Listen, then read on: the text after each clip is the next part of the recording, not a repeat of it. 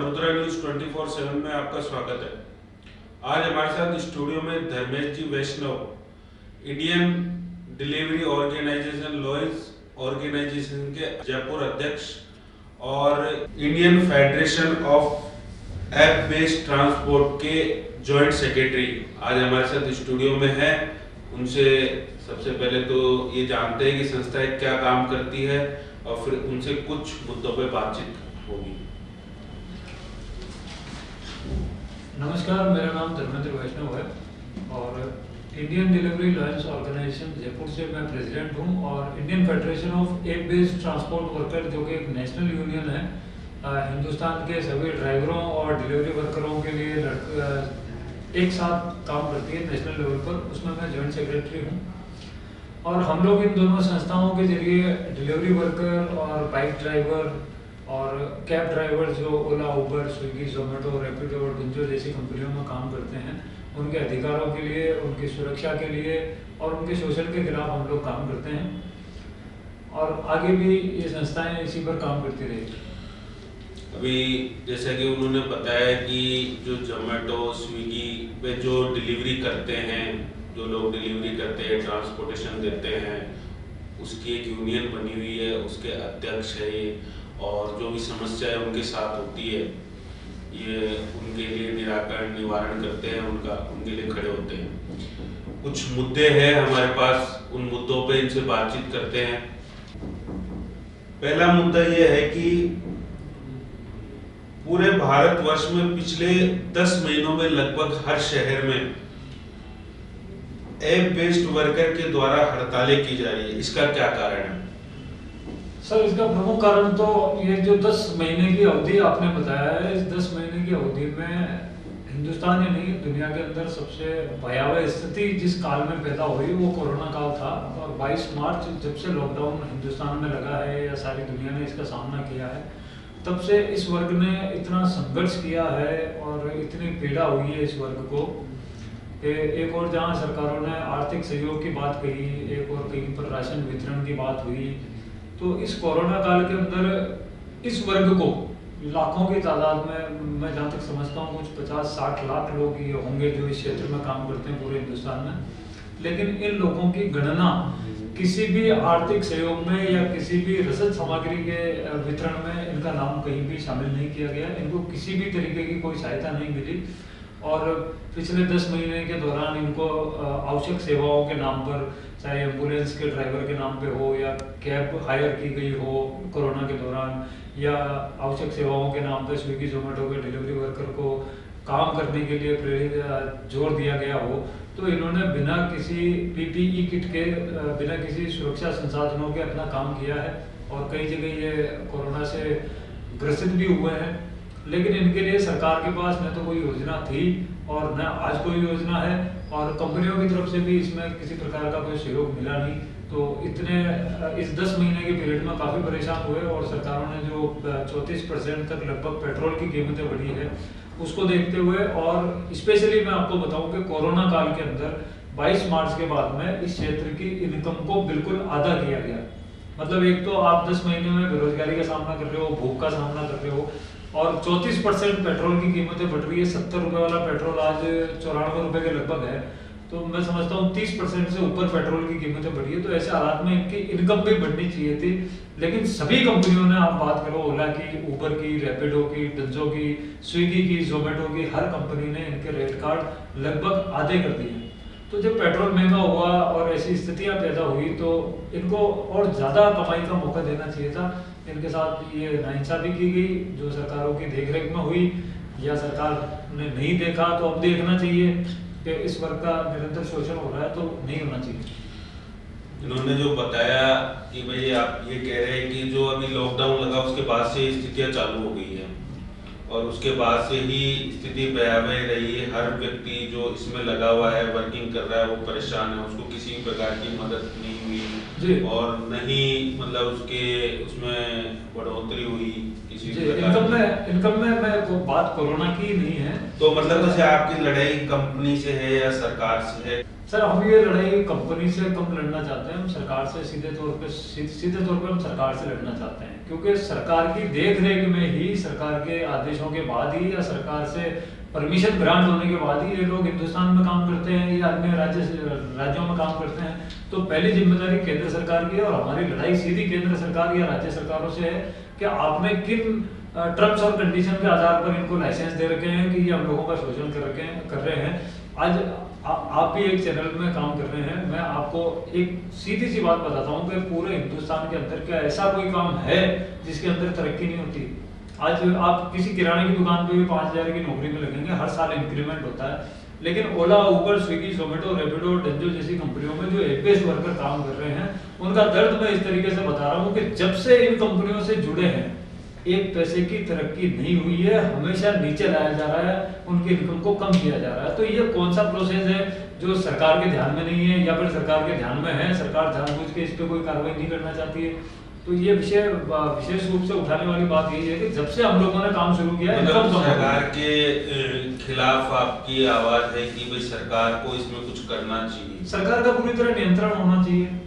ये किस कंडीशन से काम कर रहे हैं, क्यों हमारा शोषण हो रहा है, क्यों हमारी तरक्की नहीं हो रही है? जब चाहे तो इसके लिए जैसे मतलब क्या आप किस प्रकार अपने अभियान को आगे बढ़ा रहे हैं, या क्या मतलब आने वाले समय में क्या करेंगे, इसके लिए सरकार को कैसे चेताएंगे, उसके लिए आपने क्या जो अपनी प्रक्रिया बना रखी है? सर, पहली चीज तो ये बताना चाहूंगा कि Indian federation of air based transport worker एक नेशनल यूनियन है और दिसंबर 2019 में 12 राज्यों के यूनियन लीडरों ने मिलकर के इसका गठन किया है। तो आईफेड के साथ मिलकर के अब हम जब 12 राज्यों में उस समय थे और आज हम 15-16 राज्यों में काम कर रहे हैं, तो हम लोग संगठन पे काम कर रहे हैं, हम लोग संगठित होना चाहते हैं, क्योंकि आज 10 महीनों में हिंदुस्तान के हर शहर में लगभग हड़ताल हुई है, आंदोलन हुए हैं, प्रोटेस्ट हुए हैं।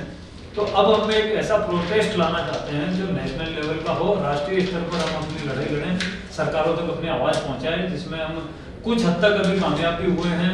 अपने वित्त मंत्री निर्मला सीतारमण जी के द्वारा पहली बार इस वर्ग को, गिग वर्कर्स को या एयर बेस्ड वर्कर को जीवन बीमा और दुर्घटना बीमा के लिए जो सोशल सिक्योरिटी बिल आ रहा है उसके अंदर ऐड करने की बात कही गई है। ये पहली एक सीढ़ी है सफलता की कि आज पहली बार हिंदुस्तान में वित्त मंत्री ने इस वर्ग का नाम लिया। तो ये एक उपलब्धि हम लोग सोच सकते हैं, छोटी सी उपलब्धि, आगे लड़ाई बहुत लंबी है। अच्छा, आपने इस बारे में कंपनी से भी बातचीत की, कंपनी को कोई ज्ञापन दिया है, कंपनी को इस बारे में सचेत कराया कि भाई ये जो चीज हो रही है वर्करों के साथ, इसके लिए कुछ कंपनी करे या हमें आगे फिर दूसरा कदम उठाना पड़ेगा? इसके लिए आपने कंपनी से भी कोई किसी प्रकार का विचार विमर्श किया? जैसे आपकी यूनियन बनी हुई है तो कंपनी, आपका ये दायित्व है कि भाई कंपनी से भी विचार विमर्श किया जाए कि नहीं तो हम आगे, तो उसके लिए आपने क्या कदम उठाए? कंपनी से भी कोई बातचीत हुई आपकी? सर, मुझे तो ऐसा लगता है कि इन कंपनियों की सीधी सरकार के साथ कोई साठगांठ है, क्योंकि जिस तरीके से हम लोग कभी अपनी यूनियन का लेटर हेड भी लेकर के इन कंपनियों के पास जाते हैं तो ये सीधे मुंह बात भी नहीं करते हैं। इन्होंने अपने ऑफिसेज के बाहर बाउंसर खड़े कर रखे हैं जो किसी भी यूनियन के प्रतिनिधि को कहीं भी एंट्री नहीं देते हैं, सीधे में उनसे बात नहीं होती है। उसका कारण है कि ये इनका जो ये रेट कार्ड है, उस विषय पर हम चर्चा करें या किसी भी चीज पर हम चर्चा करें तो सरकार से कहीं ना कहीं कोई साठगांठ दिखती है, क्योंकि जब भी कोई आंदोलन होता है सरकार के द्वारा दबा दिया जाता है। कंपनियां, जो लोग हड़ताल में शामिल होते हैं, उनकी आइडिया बंद कर देती है, उनकी आईडी टर्मिनेट हो जाती है, वो लोग फिर काम नहीं कर पाते हैं। तो ये यूनियन को तो ये लोग कुछ भी नहीं समझते, विदेशी पैसा लग रहा है इनकी कंपनियों में और सरकार से पूरी खुली छूट मिली हुई है, हरी झंडी मिली हुई है कि आप जैसा चाहें इस जनता का शोषण करें। तो कंपनियां तो इसमें किसी प्रकार का कोई नोटिस या जैसे अभी आपने बताया कि पिछले 10 महीने से ऐसी समस्या चल रही है, तो जैसे कंपनी ने ऐसा कुछ बताया कि भाई जो है अभी लॉकडाउन चल रहा है, अभी स्थितियां नाजुक है इसलिए रेट कम कर दी, आगे हो सकता है वापस वैसे हो जाए, ऐसा कुछ कंपनी ने आपको इस चीज का प्रमाण दिया या ऐसा कुछ कहा कि? नहीं, ऐसा कुछ भी नहीं कहा है सर। और जहाँ तक लॉकडाउन की बात करें तो ऐसा कोई सेक्टर नहीं है जिसने नुकसान का सामना नहीं किया हो, लेकिन जो हजारों करोड़ की कंपनियां हैं उनके पास ये ऑप्शन है कि उनके वर्कर अगर भुखमरी के हालात में है या वो आर्थिक रूप से कमजोर हुए पड़े तो उनकी सहायता करनी चाहिए। मैं आपको बताता हूँ कि इस लॉकडाउन के दौरान स्विगी, जोमेटो, ओला, उबर जैसी बड़ी बड़ी कंपनियों ने इन ड्राइवरों के नाम पे, डिलीवरी वर्कर के नाम पे करोड़ों रुपए का फंड जमा किया है।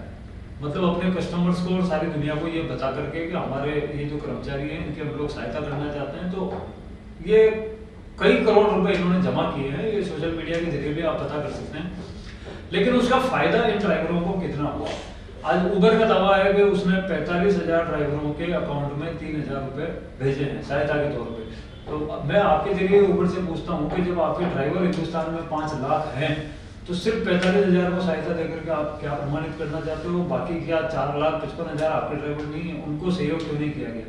ओला की अपन बात करें तो ओला ने भी काफी करोड़ों रुपए जमा किए हैं इस मुहिम में अपने ड्राइवरों और वर्करों के लिए, लेकिन 750 रुपए की 3 किस्तों में उसको लोन दिया, बिना ब्याज का लोन दिया, लेकिन 45 दिन बाद उस 2,250 रुपए की रिकवरी की गई।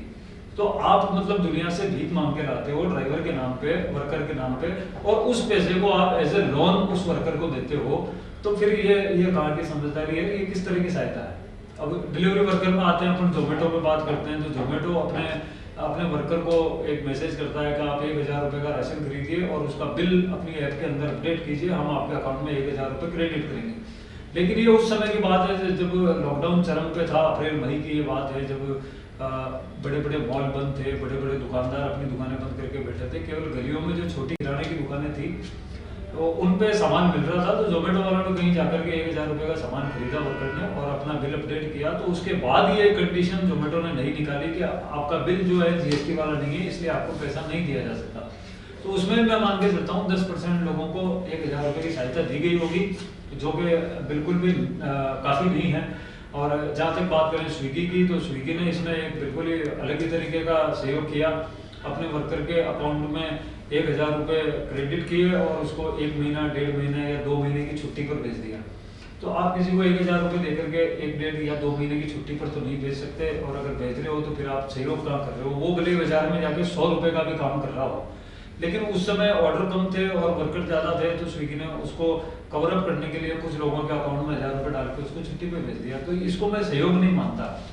ये एक मोनोपोली थी जिसके तहत इन्होंने दुनिया को दिखाने के लिए हम लोग सहयोग कर रहे हैं, लेकिन जमीनी स्तर पर कोई सहयोग नहीं किया गया है। और अगर कहीं मिला है तो वो 10% लोगों को मिला, वो भी टर्म्स और कंडीशन के आधार पर वापस ले लिया गया। ये चीजें हैं।